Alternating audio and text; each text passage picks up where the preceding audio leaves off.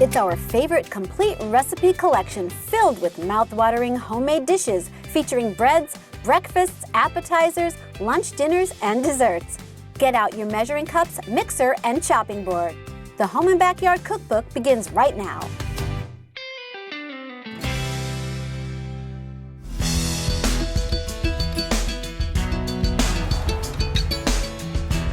Right here in between Hazleton and Frackville is Ringtown, and it is home to the Creekside restaurant, where they offer good old-fashioned country cuisine. They make everything from scratch, and it is fabulous. We're gonna go inside and talk to Chef Rob.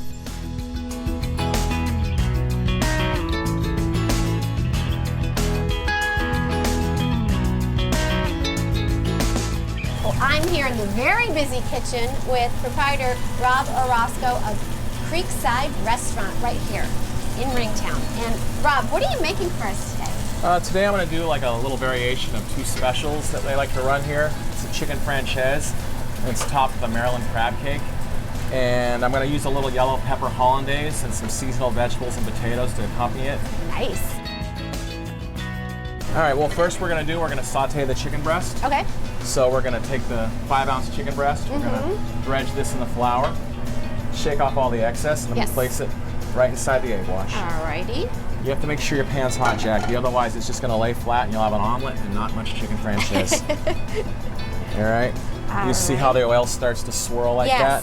All right, that's how you know you're ready to put in the thing. Or you can just take your little tong here.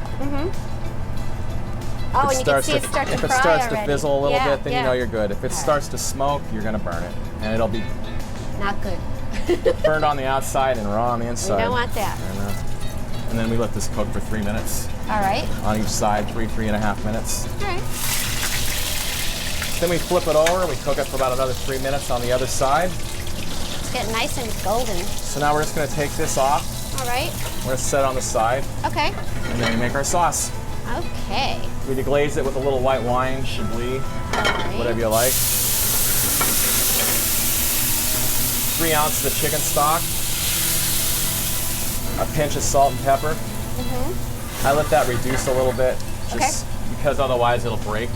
I see. I like to take out the butter, but I like to kind of knead it a little bit in the flour, because that way I don't have to come back and thicken it afterwards. Oh, that's a good idea. I don't add the lemon juice until the end. All right. I think lemon juice gets kind of astringent, like really acidic. Yeah, you know what I mean? You can overdo it very easily. Yeah. I'm always swirling the pan because I kind of want the sauce to emulsify and go inside and bind together. Now the sauce is almost done. You can see it's thick. It's kind of got a sheen. Yeah, it looks good. I'm going to add the lemon juice. Make sure to get rid of those seeds. Not too much fun. Reintroduce the chicken breast into the sauce. Oh, nice. Nice and lemony. Yeah. As if this dish wasn't rich enough, we're going to throw in a short-style Maryland crab cake. Wow. It's not about the peppers. It's not about the onions. It's really about the crab. It's lump and back fin. Very little filler. There's hardly any filler there. There's not. There's just, actually I use a little white bread, Worcestershire, very little Old Bay, touch of mayonnaise, lemon juice and Dijon, and then I just let them set for an hour and a half. Nice. That's it. So first you want to get your pan hot, once again, and I like to add a little bit of oil and butter because the smoke point's higher, which means it's less likely to burn. Okay. Make sure you're not too hot or you will burn. Oh, listen to that sizzle. Apply the crab cake. Make sure it's loose. If it's stuck, you're not hot enough. All right. Everything here at the Creekside restaurant is homemade. Like you make your own sauces. We do applesauce, right? We do. We make our own applesauce, beets, soups. We're famous for our desserts. Yes. You know, we have Jeannie over there. She does all the cakes, and I'm the pie guy. Those desserts, you just want to jump in them. They're so beautiful. You're always going to get quality here, and the food is good, and the service is great, and it's just you feel like you're at home, but someone's really a nice chef is cooking for you. and nothing's over $20. Wow. Everything's that's good. under $20. That's good. Tell us about the hollandaise sauce, because you have a really different spin on it. Yeah, I had a woman that actually introduced me to this. Instead of using all the fatty eggs and oil and worrying about time and temperature problems like sanitation difficulties. Right. And this is really easy. You just take the peppers, chop them up, you steam them. You can use that nuke fatale, low-fat cream cheese, lemon juice, Dijon, Worcestershire, a little cayenne, just like a regular hollandaise. It won't break. You can reheat it as you need it. And I guarantee it's about 1/3 the calories. Wow, nice. And gluten-free.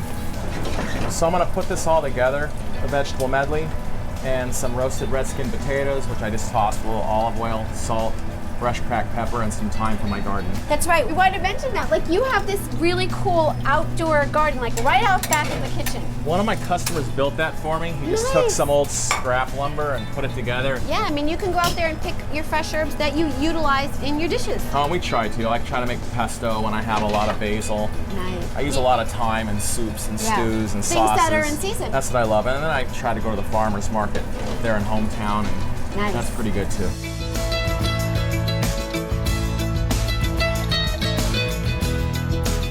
Well, Chef, it's time for me to taste. Well, that's the big important thing. Woo-hoo. I want to dip it in the sauce too.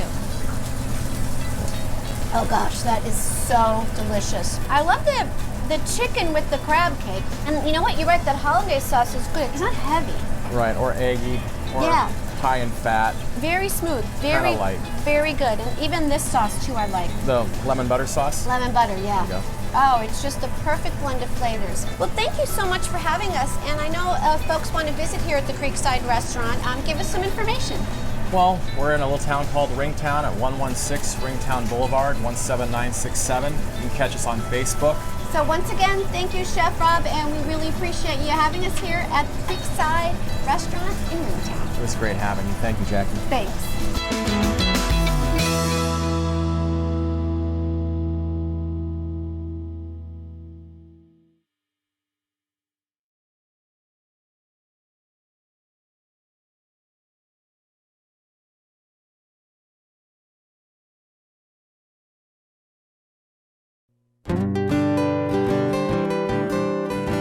Well, today is Kentucky Derby Day. I'm here with my friend Christina Hitchcock of itisakeeper.com.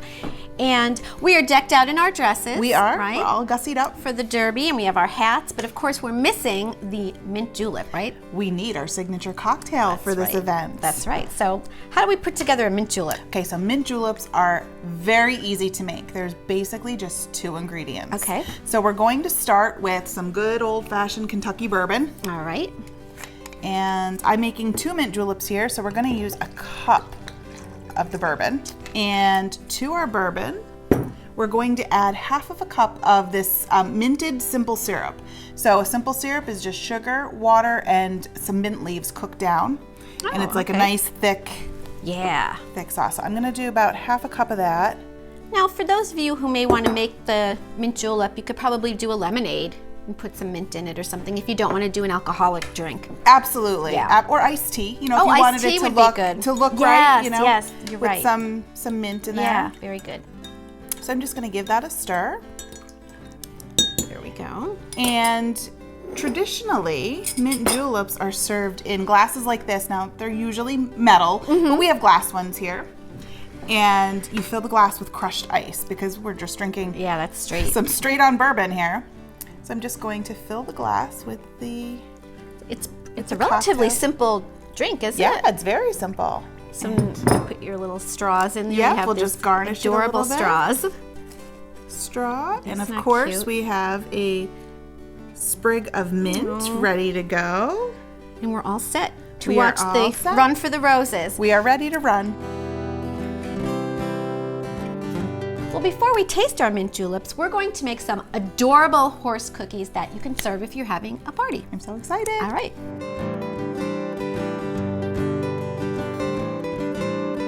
So it starts with Milano cookies. So we'll each make one of these. So Okay. one for you, one for me. Yes. And then for the bottom part of the horse, for his mouth, we're going to use these mini vanilla wafers. Now to get them to stick, we have to use some that's glue. right, So if yes. you want to use some frosting, any color, because All you're right. just I'll use this put the yellow. little glue on the back of the vanilla wafer and then just stick it on there. There we go. Okay, beautiful. We're getting started. Now we're going to put some eyes on there. So I'll give you a couple eyes. Right. And again, just use your frosting as your glue. Dot on the You eyes. could put it on the eye or just put it on the horse, whatever.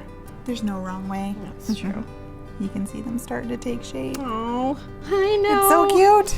There. These candy eyes are perfect Yes, too. they do. They work really well. All right. Okay, so then we need to put his little racing stripe on here.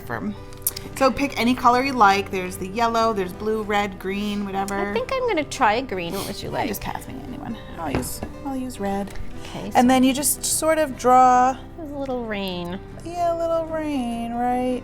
Come on. These are so fun to make. Just because they're so cute. Then we need to give him his little tuft from his mane. Right. So that's with the chocolate frosting Okay, there. so you're going to work on that one. Okay, I'll work on And that I think I'm going to make, I'm going to use this to make his mouth. Okay, perfect. Okay, so, and then we'll switch. Yep. The little nostrils. With the mane here, this has like a little star tip, so it gives it like a little bit of texture. The funny thing about the Kentucky Derby is that I believe the race is only 3 minutes.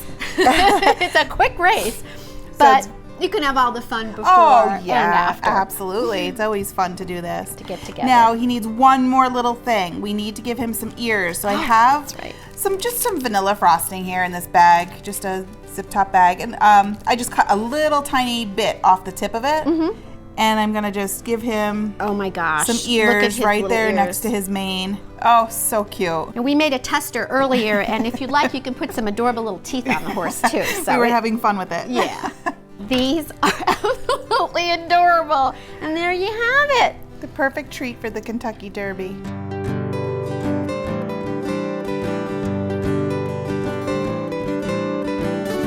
We have our mint juleps and our beautiful little horses. We are ready to run for the roses. That's right. So let's tell everybody how they can follow you and check out your blog. Sure. So my website is www.itisakeeper.com. I have hundreds of recipes. Most of them are easy to make and no frills attached. And then there's cute things like this on there as well. Absolutely. Well, Christina, thank you so much for having us You're at welcome. this adorable party. Yeah. And Cheers. Cheers to you. Hoo-wee! Yeah, we are ready.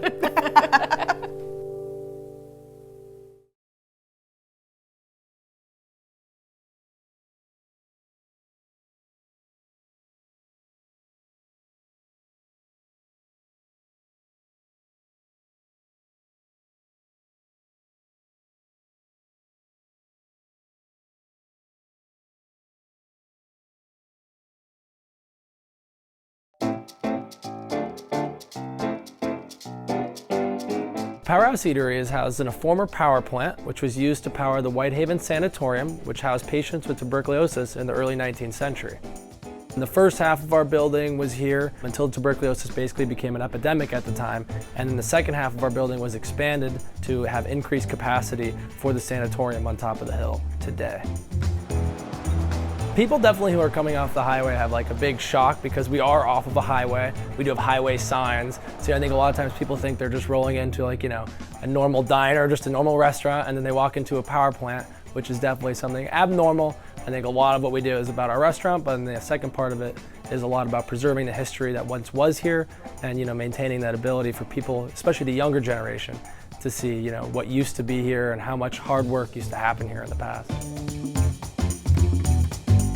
Well, here in the kitchen, the power behind the Powerhouse is Executive Chef Ray Feist. Chef, we're excited to be here. We're excited to have you here. Thank you very much for coming. We appreciate it, and we hope you have a nice little experience today. Well, I'm sure we will because you're making something really cool for us. I am. This is something that we bring in on occasion. We have a duck breast here from Crescent Farms. It's the last producer of ducks on Long Island. They started in 1808. They have a really great process, a really cool story, and we're happy to feature their product on our menu. Excellent. So where do we get started? So we're going to get started right here. We are going to take this duck and we are going to quickly just score it, meaning that we're going to cut a little holes in the skin to help render some of the fat out. Duck skin does have a lot of fat inside of it, but it's also what gives it some flavor. But it's so good. It's so good. That's what we want. So we're going to take that and lay it skin side down, and we are going to start the searing process on it. Give it a little salt and pepper on the backside. We're going to let some of that fat render right out of the duck. I seared the duck breast right to where I want it. It has some of that color. It's starting to crisp up, so now I'm going to finish it off in the oven for about 7-8 minutes. Now what do we have here? This looks really good. So what we're trying to feature with this dish is we're using all flavors of spring. Now we have some fresh fennel, which comes out really, really nice in the springtime. We have a marinade on it. There's some fresh thyme, shallots, garlic, some roasted garlic oil, which I really love using, and a little bit of white balsamic vinegar. The longer it marinates, you can get a little more flavor inside of it. Fennel has that licorice taste already to begin with. Yeah. And now we're gonna give it a whole new unique flavor by giving it some char. Oh my So gosh. we'll take that, it's gonna take about 5 to 6 minutes each side, I would say. Yes. We wanna get some color, but we necessarily don't want it to be mush. We still want it to have a little bit of crunch. Right, good. So what I made today was an asparagus puree. I took some real nice asparagus we got in, mediums, they're green, they're real bright. Took them, I just cooked them off in a little bit of salted water. Right. I took a little spinach with it and I pureed it up so it has a nice green color. Oh, this looks So what we're gonna do beautiful. is just heat this up so it's nice and warm. Well, Chef, we're almost done. Almost done. Duck has about 5 more minutes left in the oven. So while we're waiting for the duck to finish and let it rest, we're gonna go into the back of our dining room and we're going to plate a salad that we just featured on our spring lunch menu. Will also be on our dinner menu. And then after that, we'll plate our entree. All right, I'm ready.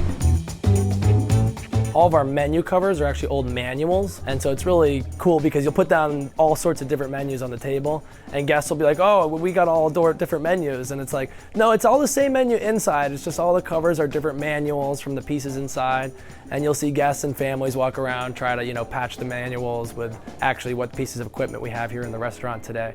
There's skylights in the kitchen where you can see where the coal originally fell through, and then we have like a big Cornell ironwork door which separates our kitchen from our back dining room. The door is one of their first production doors, and they're one of the largest employers here at Mountaintop today. First thing we're gonna do is we're gonna cut the beets. These are red beets that I took in the oven, and I took the tops and the bottoms off, and I roasted into a pan with about 1 inch of water in the bottom, and I covered them with aluminum foil. It took about an hour and 15 minutes, and the idea is you want them to be knife tender, so when a knife can go right through, slides right through, comes right out. So we're gonna take the beet, leaving as much beet in place as possible. We're gonna peel the skin off of it. We're gonna try to make really nice, even slices. If we can get 4, that'll be perfect. So we're gonna start off. We'll put our beets on our plate. One north, one south. We'll go east, west. I got my directions right. You did. And now we'll take our piece of burrata. Oh my goodness. So we'll slice that in half. And we'll kind of do Oh my goodness. one this slice looks like that. So good. One slice like that. If you want to, a little bit of olive oil just sprinkled on top of there. Oh, that's perfect. This is olive oil from California that I like. I just like to flavor it out a little bit more. And a little bit of balsamic.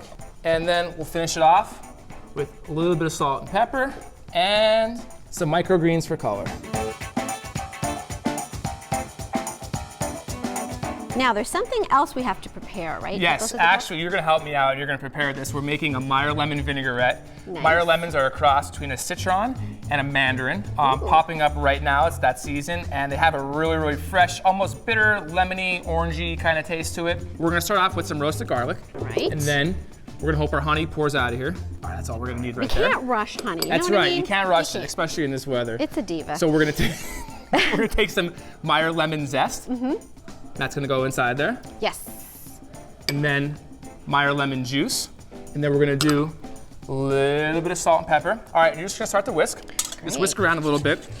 Honey and roasted garlic are natural emulsifiers. So it's gonna be kind of a broken vinaigrette, but that's nice. way okay. So you're just gonna keep whisking, and I'm gonna shoot some olive oil inside there. right. So go. Oh, that's perfect. A little bit more, a little bit more. And that's right where we want it. That's just gonna go right over the top of our Good. duck. Beautiful.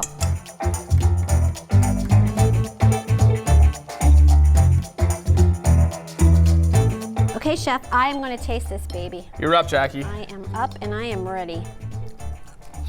How did I do? This is so good. It's delicious. I love there's so much flavor in the duck.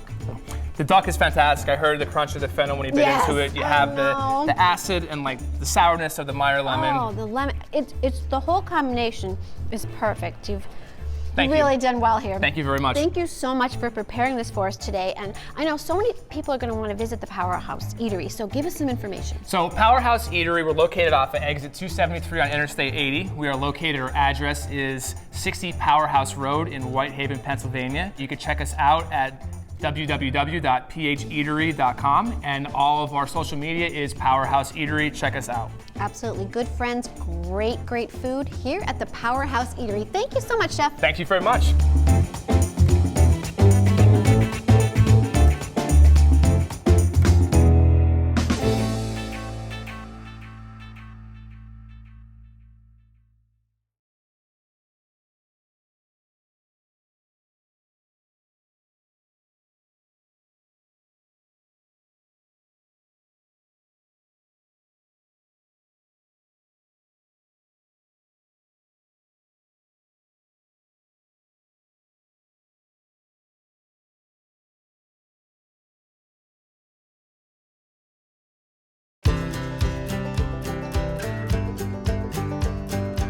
Right in the heart of downtown Tunkhannock, you'll find a cozy restaurant with farm fresh food, steaming coffee, and homemade baked goods.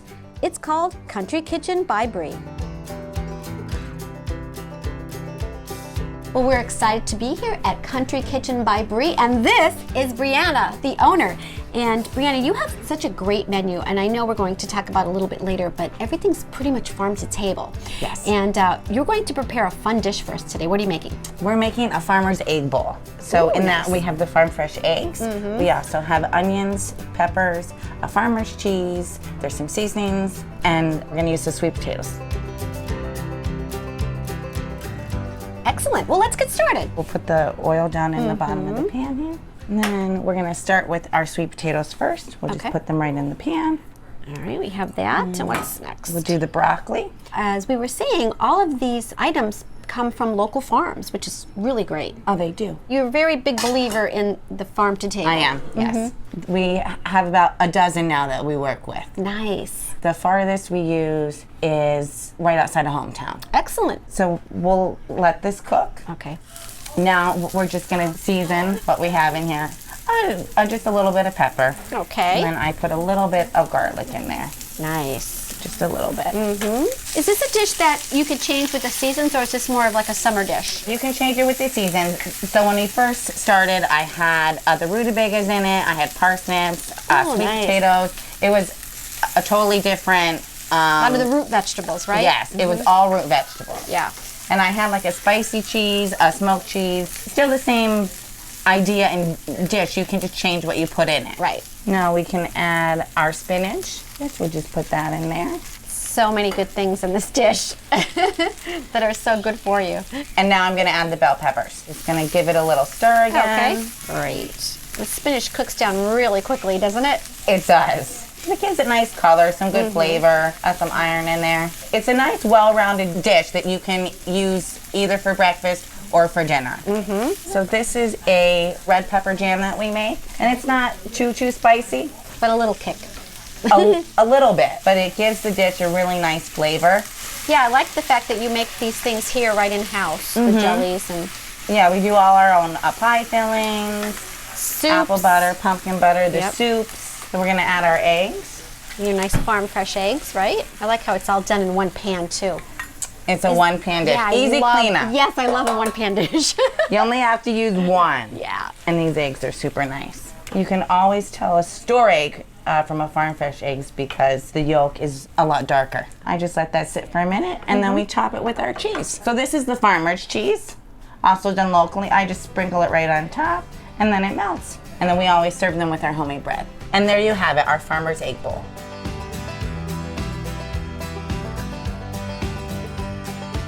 Brianna, this looks fantastic. I'm sure everyone loves this. It's probably one of the favorites here. It is, by far. Well, why don't you tell everybody a little bit more about Country Kitchen by Bree? So we offer breakfast and lunch. We have a savory dishes, a sweet dishes. Probably our most popular lunch dish is the chicken salad. We also do our own homemade bread. We do pies, cinnamon rolls. The newest addition is the ham pies that we do. We've done whoopie pies. All of that stuff is done in-house. We recently started doing bagels and the bread, and we're now branching out to do some of the English muffins and some other things like that. Wow, and then when you So- order a bagel here, you get a bagel that you created, that you made. Fresh do. bagels, I mean, it's fantastic. We do also offer gluten-free. We also have a large amount of gluten-free baked goods available daily also. We are located across from the Dietrich Theater down in Tunkhannock at 55 East Tioga Street. Excellent. It's such a nice vibe in here. It's just cozy, it's welcoming, it's warm, and the food, fantastic. Thank you so much for having us. Oh, thank you for coming. You're welcome.